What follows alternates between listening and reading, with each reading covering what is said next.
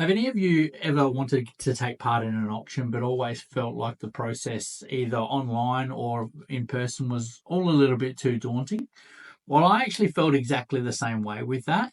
And it's something that I've held off from, doing for an extremely long period of time.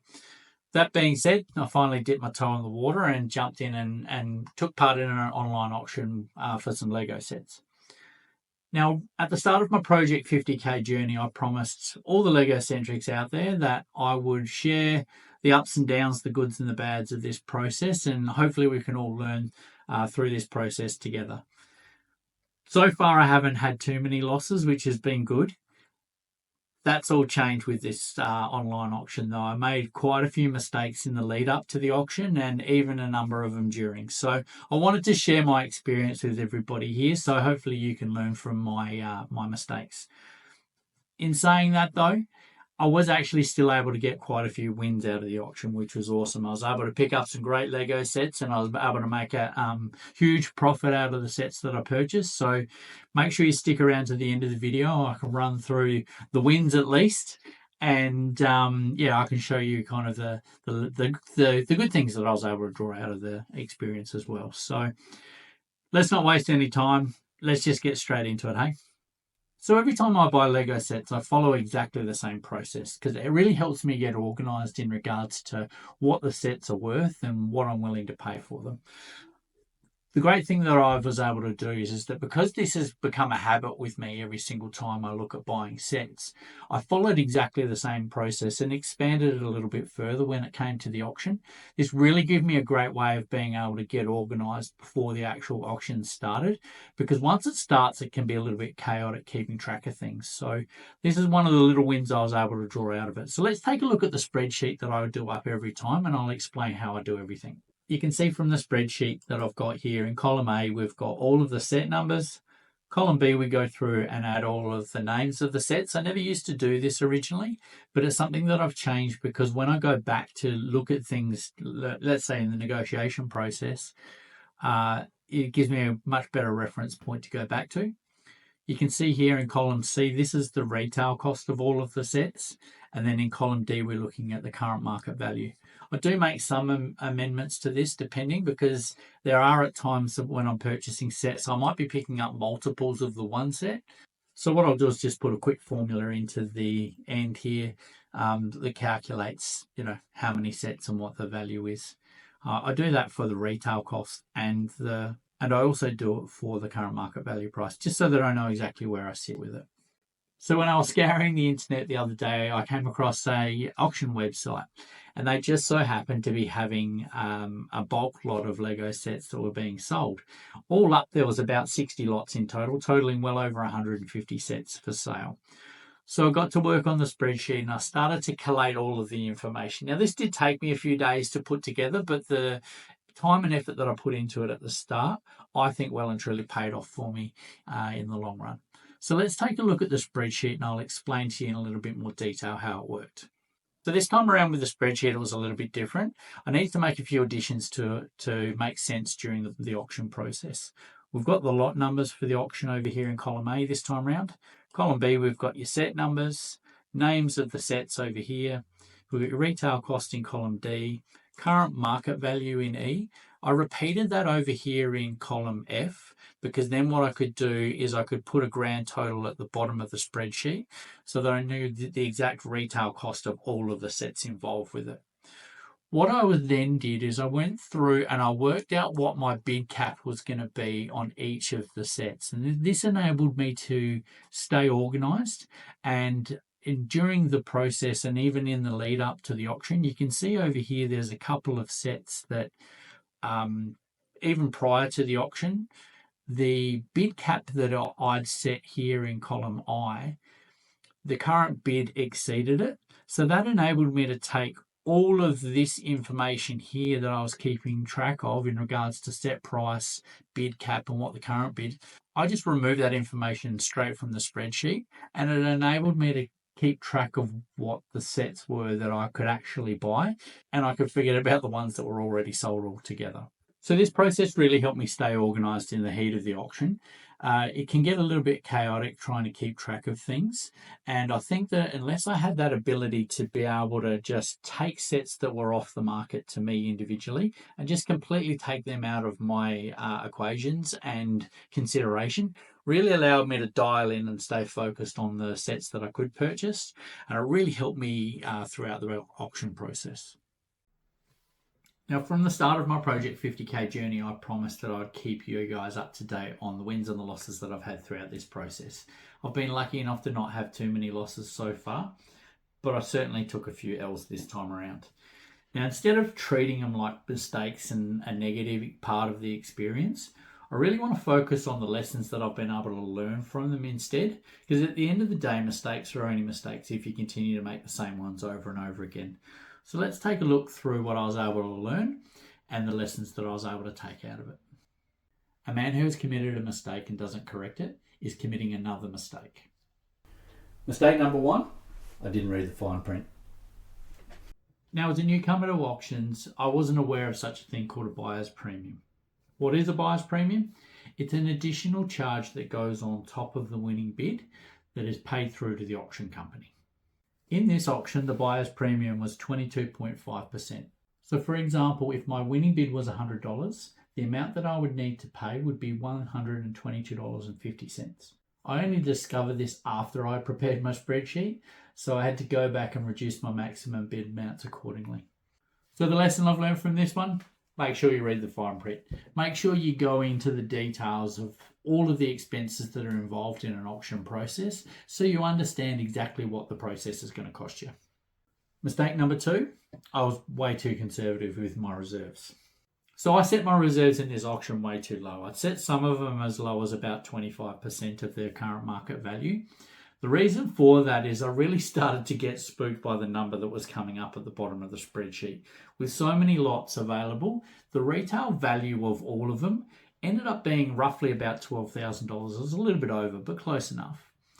And obviously, if I set my reserves at 50%, I was going to be up for $6,000. Here I was looking through the auctions. In the early days, there wasn't a lot of bidding and wasn't a lot of action. I thought that I was onto something here and I was going to be able to come through and sweep up all of the sets. How wrong I was. But yeah, that number down the bottom certainly spooked me. So I set my reserves on the sets way too low. By the morning of the auction, I'd already crossed off at least half of the lots because their bids had already surpassed my limits.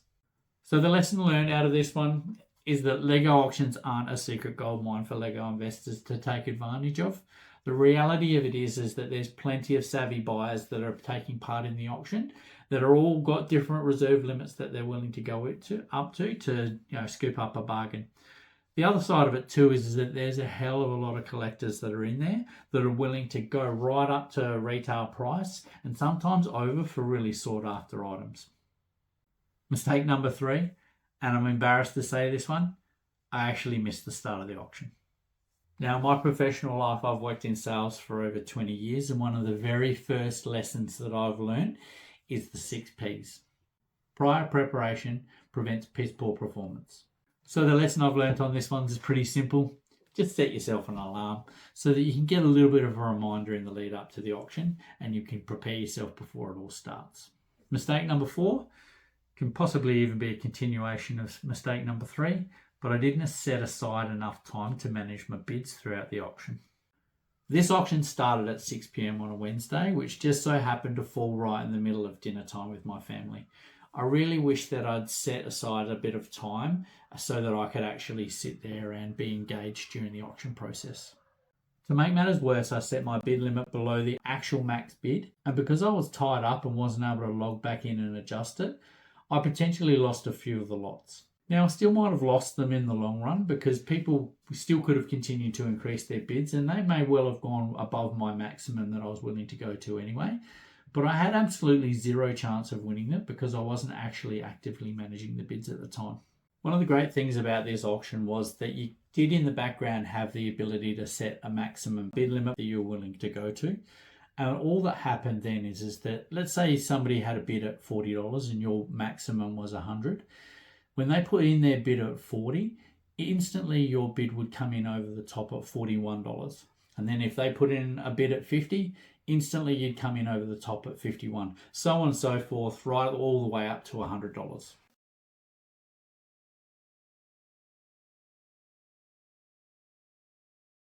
So the lesson learned on this one, if you can't actually be present for the auction, make sure that you stay true to where your bid limits sit and just actually set the maximum bid limit in right from the very beginning. This way you won't miss out on any possibility of picking up sets. So it wasn't all bad. I was still able to pick up a number of great sets. Let's go through now the sets I was able to pick up in total and what they're worth today. All of the sets that I picked up were from the Hero Factory theme, and I picked up 11 sets in total. Now this is the first lot that I was able to pick up. I paid $72 in total for it. It included sets 2144, 2145 and 2191. These sets were all released in 2012 and had roughly a 12-month shelf life. Lot 2 was for $57 and this included 6216, 6217, 6218 and 6293.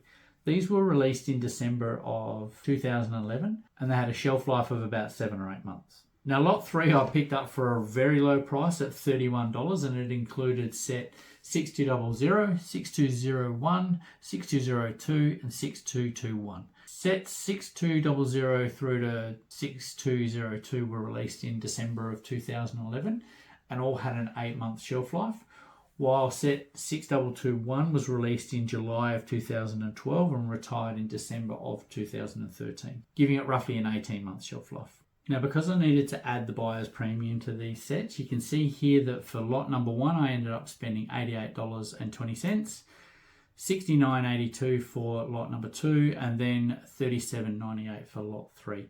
This came in at a grand total of $196. Now, since the auction house was located in Canberra, which is on the east coast of Australia, and I'm in Adelaide, South Australia, about 1,200 kilometres away, I had to factor in the shipping.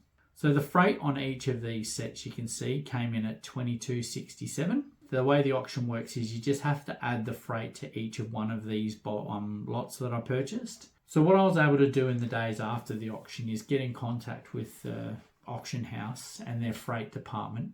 And instead of sending each box individually, I was able to get it grouped together and they were able to send it over in one lot. So they were able to apply a freight discount of $21.95. As you know, with Lego investing, every dollar counts.